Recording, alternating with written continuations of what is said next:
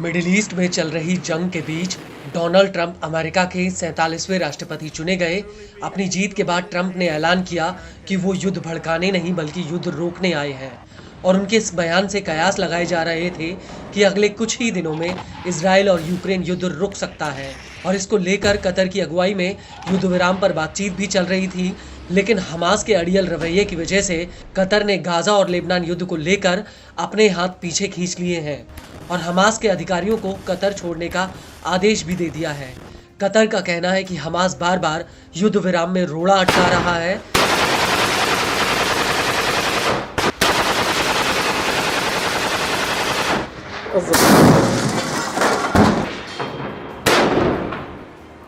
लेकिन इस सब के बीच हिजबुल्लाह के साथ इजराइल की जंग अभी इतनी जल्दी रुकने वाली नहीं है, क्योंकि कुर्सी संभालते ही इजराइल के नए रक्षा मंत्री इजराइल काट्स ने दो टूक कह दिया कि जब तक युद्ध के लक्ष्य हासिल नहीं कर लिए जाते तब तक लेबनान में सीजफायर नहीं होगा।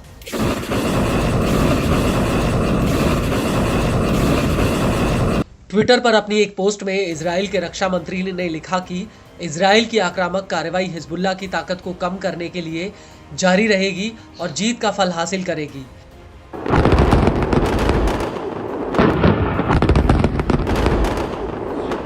कार्ड्स ने अपने इसी बयान में आगे कहा कि जब तक हमारे लक्ष्य हासिल नहीं हो जाते तब तक हम पूरी ताकत से हिजबुल्लाह पर हमले जारी रखेंगे। इजराइल ऐसे किसी भी समझौते पर राजी नहीं होगा जो स्वतंत्र रूप से उसे आतंकवाद को रोकने का अधिकार नहीं देता, जिसमें लेबनान में लक्ष्य को हासिल करना, हिजबुल्लाह का निशस्त्रीकरण और उसे लितानी नदी के पीछे धकेलना और उत्तर के लोगों को वापस उनके घरों में सुरक्षित लौटाना शामिल है।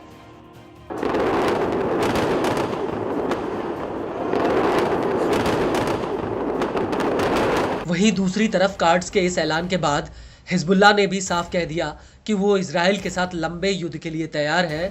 इसको लेकर हिजबुल्लाह के मीडिया अधिकारी मोहम्मद अफीफ ने ऐलान किया कि उन्हें इजराइल या किसी अन्य पक्ष से रचनात्मक युद्ध विराम का कोई प्रस्ताव नहीं मिला है। अफीफ ने कहा कि जंग के मैदान में जिन लड़ाकों ने मोर्चा संभाला है उनके पास पर्याप्त हथियार, उपकरण और लंबे युद्ध की सप्लाई है। इजराइल के साथ लंबे युद्ध के लिए हर स्तर पर तैयारियां चल रही हैं। وصول الرئيس الامريكي ترامب الى سده الرئاسه وفي فتره شهرين قبل تسلمه الرئاسه بشكل قانوني ورسمي، ففي حراك كبير ما بين واشنطن وموسكو وطهران وعدد من العواصم، كلام كثير في الاعلام، مجموعه كثيره من الافكار والمبادرات السياسيه، نسمع الكثير من الكلام، ولكن حتى الان بحسب معلوماتي لم يصل إلى لبنان ولا إلينا أي شيء رسمي بهذا الخصوص। आपको बता दें कि हाल ही में इजराइल ने दावा किया था कि इजरायली हमलों की वजह से हिजबुल्लाह की मिसाइल और रॉकेट हमलों की ताकत सिर्फ 20% रह गई है। लेकिन इजराइल के इस दावे को लेकर भी हिजबुल्लाह के मीडिया अधिकारी ने कहा कि हकीकत मैदान में साफ दिख रही है। हिजबुल्लाह तेल अवीव के उपनगरों और हाइफा में रॉकेट दाग रहा है। इसके अलावा कब्जे वाले गोलन और हाइफा के कई सैन्य अड्डों पर हिजबुल्लाह हमले कर रहा है और हिजबुल्लाह के हमलों से पहले ये ठिकाने सुरक्षित माने जाते थे।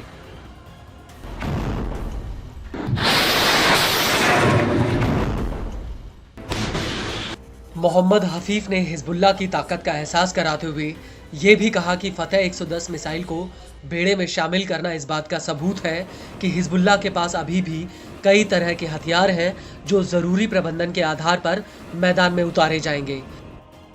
हफीफ ने आगे ये भी कहा कि 45 दिनों की खूनी लड़ाई में 5 सैन्य यूनिटें, 2 ब्रिगेड्स और 45,000 सैनिक लेबनान के एक गांव पर कब्जा करने में असफल रहे हैं।